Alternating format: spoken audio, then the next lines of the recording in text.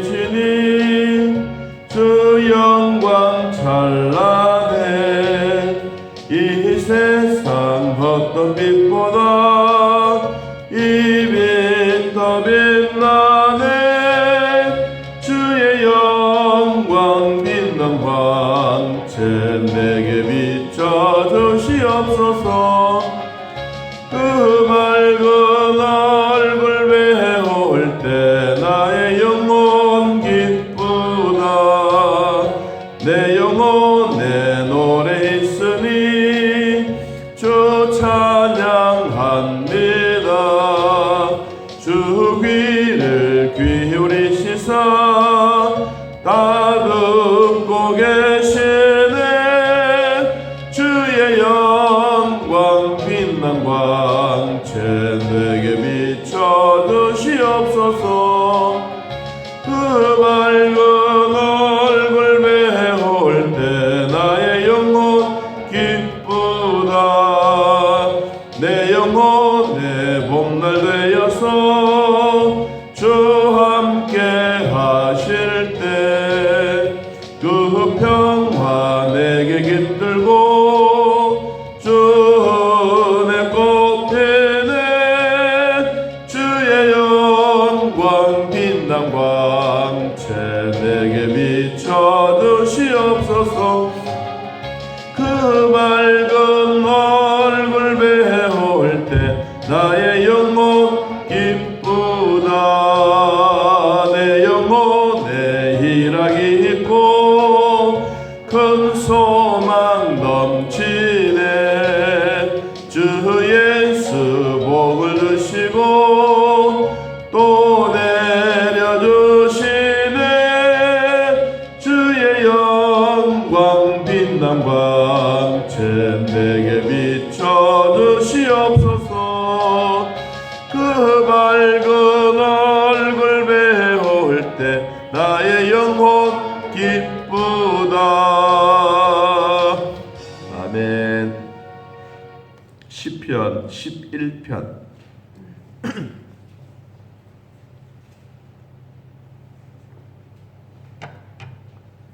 시편 11편 1절에서 7절까지인데 2절까지 시편 11편 1절에서 2절 우리 함께 하나님의 말씀 읽겠습니다. 내가 여호와께 피하였거늘 너희가 내 영혼에게 새같이 네 산으로 도망하라 함은 어찌함인가. 악인이 활을 당기고 화살을 시위에 먹으며 마음이 바른 자를 어두운 데서 쏘려 하는도다. 아멘. 오늘 시편 11편 그리고 앞에 있는 시편은 의인이 고난당하는 것에 대한 그리고 악인들이 득세하는 것에 대해서 다윗이 이야기를 하고 있습니다.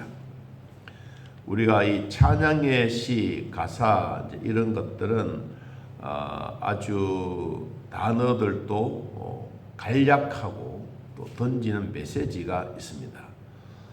일반 수다 떠는 대화의 말하고 이 찬양의 가사나 노래의 가사들은 청중들에게 주는 메시지가 확실한 겁니다.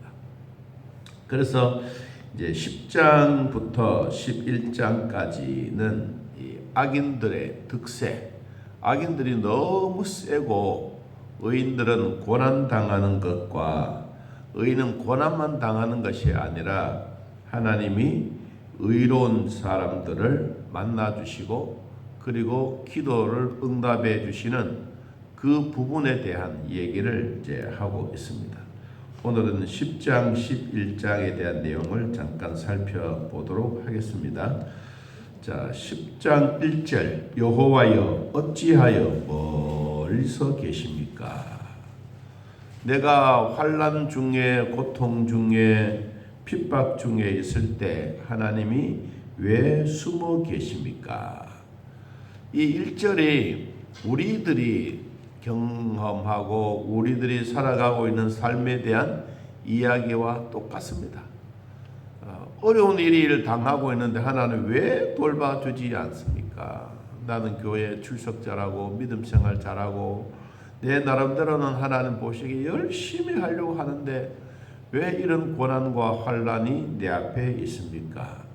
환난 때 왜 하나님 숨어 계시고 내한테 나타나지 않습니까? 내가 하나님 앞에 기도했는데 왜 기도 응답해 주지 않습니까? 왜 의인에게 고난이 있어야 합니까? 이 질문입니다. 자, 2절, 10장 2절. 악한 자가 교만하여 가련한 자를 심히 압박하오니 그들이 자기가 베푼 꾀에 빠지게 해 주십시오. 교만하고 악한 사람들이 나를 수령에 빠뜨리려고 합니다. 그들의 잘못된 이런 잔꾀들이 오히려 그들의 것으로 넘어가게 해 주십시오. 3절. 악인은 그의 마음의 욕심을 자랑하며 탐욕을 부리는 자는 여호와를 배반하며 멸시하나이다. 악인은 그의 교만한 얼굴로 말하기를 여호와께서 이를 감찰하지 아니하신다 하며 그의 모든 사상에 하나님이 없다 합니다. 너희가 믿는 하나님이 누구냐? 네가 진짜 하나님을 사랑하고 그러면 너에게 나타나서 어려운 문제들을 해결해 주실 분이 아니냐? 그런데 그 하나님은 죽은 하나님이다. 너 곁에 있는 것이 아니고 너와 함께 있는 것도 아니고 너를 돌봐주는 것도 아니고 그리고 너를 감찰하는 것도 아니고 멀리 계신 것도 아니고 하나님이 없어버렸다. 여러분, 우리 하나님은 안개처럼 연기처럼 그냥 확 사라지는 분이 아닙니다. 우리 눈에는 보이지는 아니하지만 그분이 지금도 살아 있습니다. 살아 있기 때문에 우리 기독교인들은 교회 와서 예배하고 하나님께 기도하고 있습니다. 아직도 수많은 사람들이 믿지는 아니하는 분들도 자기가 어려움을 당하면 아이고 하나님 도와주십시오 그런 얘기합니다. 이건 뭘 의미해 주고 있습니까? 하나님은 살아계신다는 것을 의미하고 있습니다. 자, 악인들이 이러한 일들이 참 많습니다. 자, 악인의 길에 대한 얘기를 조금 더 살펴보면 7절, 10장 7절. 그 입에는 저주와 거짓과 포악이 충만하고 그의 혀 밑에는 잔해와 죄악이 가득합니다. 8절. 마음 구석진 곳에 앉아서 은밀한 계획을 세우고 무지한 자를 죽이고 그의 눈을 가련한 자로 엿보고 있습니다. 사자가 자기의 얼굴을 엎드린 같이 그가 은밀한 곳에 엎드려 악인들을 그물을 치고 그리고 그물을 당겨서 이 그물 속에 있는 것을 빠뜨리게 합니다. 이게 이제 악인들의 모습이요. 여러분 10장이나 11장에도 보면요. 이제 잠깐 11장 1절에 한번 보세요. 내가 여호와께 피해 있습니다. 너희가 내 영혼에게 새같이 네 산으로 도망하라고 함이 어찌함입니까? 다윗의 친구들, 다윗의 부하들이 믿음 없는 사람들이 사울에게 쫓김을 당하고 있을 때 왕이여 저 멀리 피하십시오. 어디로 피하라고 했느냐? 산으로 도망가십시오. 산에서 도망가면 따라올 사람도 없고 그럴 것이 아닙니까? 그런데 이 다윗의 마음속에는 무엇이 있느냐? 참 중요한 얘기를 먼저 했어요. 1절에 다시 보면 내가 어디에 피했다? 여호와께 피했다. 내가 하나님 안에 피했습니다. 그런데 자꾸 나보고 산으로 도망가라고 함이 어찌입니까? 여러분 우리도 주 안에 있습니다. 그리고 예수 안에 있는 이 즐거움이 회복되어지게 되면 환난이 오고 어려움이 오더라도 우리는 여기서 이겨낼 수 있고 극복해 갈 수가 있습니다. 오늘날 우리 한국에도 보면 이런 악인들이 득세하고 있습니다. 서로 사상이 때문에 상대를 보고 악인이라고 표현하는 것이 아니라 자기들 마음에 들지 아니하면 적폐라고 해서 모두를 감옥에 가두고 죽이고 그런 일이 있었습니다.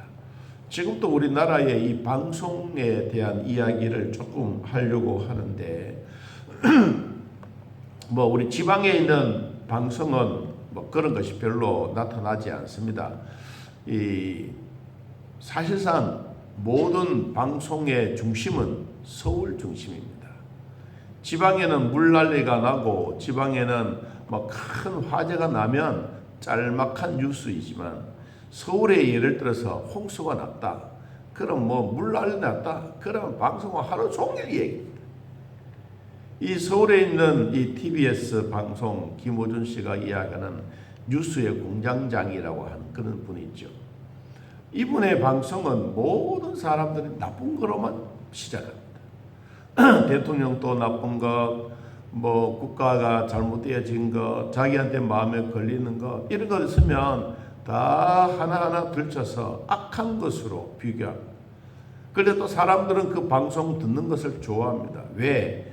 이거는 자기가 그런 일을 하고 싶은데 대표해서 이런 이야기를 하면 좋아하는 거예요. 그러니까 이제 그런 방송들을 보고 백성들이 야 이거는 너무 좀 지나치다. 그래서 이번에 그 서울의회에서 이 돈 재정 지원하는 것을 없애버리지 않습니까? 돈 안 준다. 그래서 이제 원래 하차한다는 얘기를 들었습니다. 오늘 그 얘기입니다. 이 10장 7절에 다시 한 번 더 보면 그의 입에는 저주와 거짓과 포악이 충만하다. 그의 혀 밑에는 잔해와 죄악이 가득하다. 이런 일들이 방송의 매체는 지극히 작은 거예요. 홀 해봐야 뭐 우리 예배당 1층 홀도 안 되는데 이 방송의 흐름은 전 세계를 타고 나가는 거예요. 그러니까 방송의 효력, 방송이 하는 그 위력은 대단한 거예요. 그래서 우리도 이 예배 드릴 때 이런 방송의 흐름이 참 대단합니다. 마찬가지로 이런 흐름들이 있는가 하면 오늘 11장에 들어와서 하나님, 나는 하나님 품 안에 피해 있습니다. 그런데 사람들은 자꾸 산으로 피해라고 합니다. 자, 2절 악인의 활을 당기고 화살을 시위에 먹으며 마음이 마른 자를 어두운 데서 쏘려고 하고 있습니다.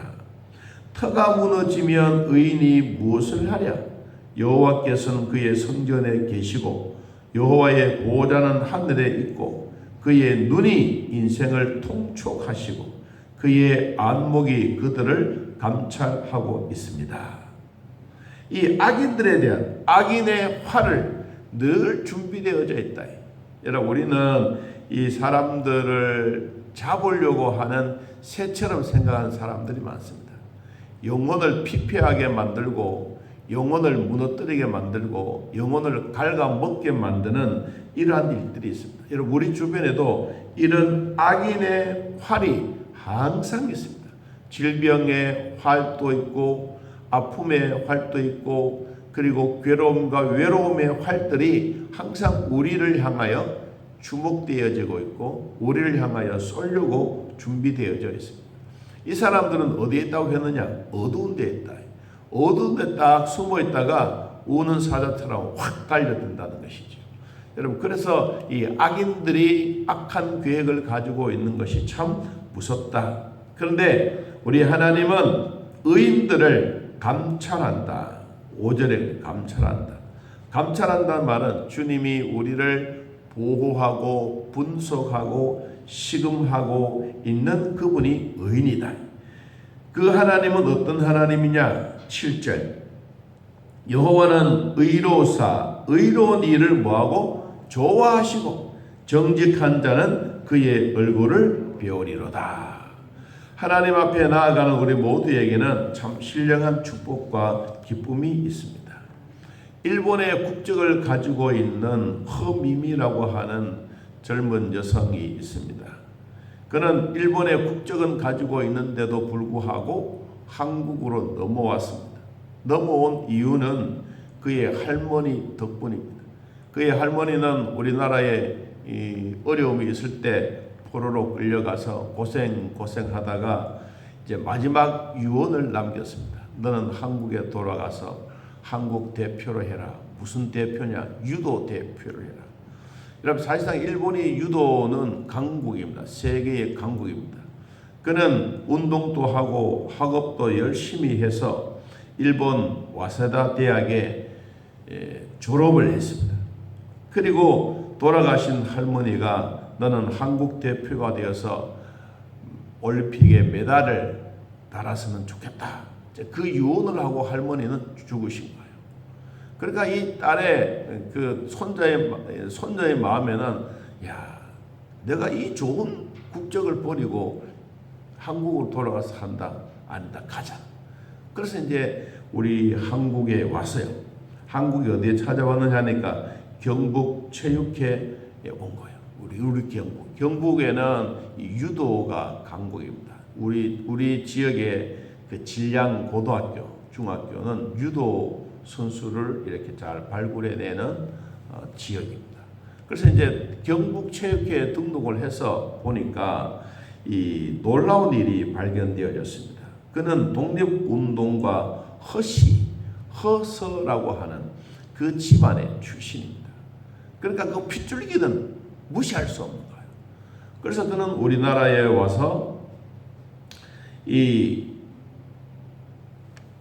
국가대표가 되려고 하면 밑바닥부터 시작해서 싸우고 준비하고 이기고 해서 이제 국가대표 1차 선수가 된 거예요. 이제 2차 선발에도 선수가 되어야 이제 국가대표로 나가고 24년도 파리 올림픽 대회 때 참석해야 되는데 이제 마음에는 일본의 국적을 포기하고 한국에 와서 이제 그 일을 시작하니까 얼마나 독하게 훈련하지 않겠습니까? 그래서 우리나라 국가대표가 되었어요. 그리고 자기 독립기념 허씨 집안에 있는 그 독립기념관 앞에 가서 사진을 찍어서 이제 우리나라에 배포를 한 거예요. 제가 그걸 보고 감동을 받았어요. 야, 좋은 지역, 좋은 나라, 돈 많은 나라, 거기서 자기도 국가대표가 됐으면 되지. 너는 왜 꼭 한국에 가서 해야 되냐? 그 핏줄기라고 하는 것은 절대로 무시할 수가 없는 거예요. 할머니가 마지막 유언을 남기고 너는 올림픽에 가서 한국 대표 태극기를 가슴에 달고 한국을 위해서 싸워라. 그 말 한마디에 자기의 인생이 바꿔진 거예요. 여러분 그래서 경북에 체육회 와서 지금 열심히 훈련하고 2024년도 내년도 다음에 이제 올림픽에 나가기 준비하는데 참 아름다운 모습이죠.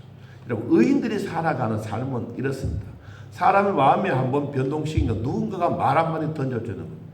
이 손녀에게는 할머니의 말 한마디, 너는 한국인이다. 한마디도 얼마나 많이 했겠어요. 너는 한국인이야. 너는 한국의 피를 가지고 있어. 너는 허씨 집안의 독립가야. 대한민국을 위해서 열심히 살았던 분들이야. 너는 한국 땅에 가야 돼. 아마 수십 번 이야기했겠죠. 그러나 그 손녀의 마음이 감동돼서 그래. 나도 한번 할머니가 나에게 던져주셨던 그 유언의 말을 가지고 내가 한국 땅에 가서 정말로 올림픽에 메달을 우리 할머니에게 바치겠다. 이 마음이 아니겠습니까? 여러분 우리 성도들이 살아가는 마음도 그렇습니다. 어느 누구 한 사람이 나에게 말 한마디 때문에 내 생활에 변화가 되어진다면 이건 놀라운 기적 같은 일이에요. 우리는 매일매일 기적 같은 일들을 당하고 있습니다. 무슨 일입니까? 여러분 새벽마다 하나님의 말씀이 우리에게 전달해 주는 거예요. 오늘 또 마지막 결론입니다. 7절에 여호와는 의로우사 의로운 일을 좋아하신다. 그리고 정직한 사람들은 그의 얼굴을 하나님 뵙는다. 이 정직한 사람들은 누구냐? 여러분 마태복음 13장에 보니까 이 말씀이 있어요. 자, 우리 마태복음 13장 43절을 보고 마치겠습니다. 마태복음 13장 43절.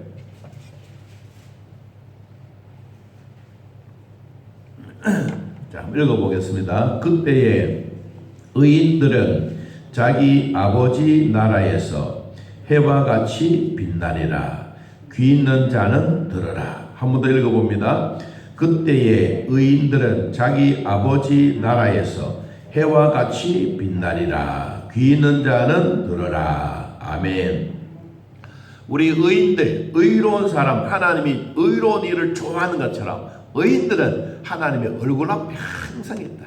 그래서 우리 고신에는 호람데오라는 말, 하나님 앞에라는 말을 씁니다. 우리 모두도 하나님 앞에 바로 살고 의로운 일을 좋아하고 의인으로서 이 땅을 살아간다면 오늘 또 내일 또 우리 하나님은 저희들과 함께 하실 줄로 믿습니다. 우리 아버지 오늘 또 돌봐주셔서 믿음으로 살게 하시니 고맙고 감사합니다. 악인들은 항상 어두운 데 숨어서 의인들의 가슴을 향하여 활을 당기고 활을 쏘려고 준비하고 있습니다. 이럴 때마다 우리들의 마음속에 여호와는 의로우사 의로운 일을 좋아하신다고 말씀하신 것처럼 저희들도 정직한 의인이 되어 항상 하나님의 얼굴을 비옵는 저희들 되게 하여 주옵소서. 어제나 오늘이나 말씀 따라 사는 저희들 되게 하시고 성령의 위로와 평강의 복이 늘 함께하여 주옵소서. 오늘 또 의인 되신 분들이 주님 앞에 나와 예배하고 있습니다. 주의 말씀이 우리 마음판에 잘 새기셔서 항상 하나님 얼굴 비옵는 저희들 되게 하여 주옵소서. 우리 아버지 오늘 또 병원에서 각자 처소에서 예배드리고 있는 사랑하는 성도들 주님 먼 거리가 문제가 아니라 우리가 주님 앞에 예배드리려고 하는 이 정성과 사모하는 마음이 항상 있게 하여 주시고 대구에서나 저 평택에서나 각각 처소에서 예배드리고 있는 사랑하는 자들을 꼭 돌봐주셔서 믿음의 승리자가 되게 하여 주옵소서. 오늘도 저희들을 보살펴 주신 하나님 감사하며 남아있는 한 해도 잘 마무리되어 갈 수 있도록 복되게 하여 주옵소서. 예수님의 이름으로 기도하옵나이다. 아멘. 하늘에 계신 우리 아버지여 이름이 거룩히 여김을 받으시오며 나라의 임하옵시며 뜻이 안에서 이루어진 것 같이 땅에서도 이루어지이다. 오늘날 우리에게 일용할 양식을 주옵시고 우리가 우리에게 죄진 자를 사하여 준 것 같이 우리 죄를 사하여 주옵시고 우리를 시험에 들게 하지 마옵시고 다음 악에서 구하옵소서.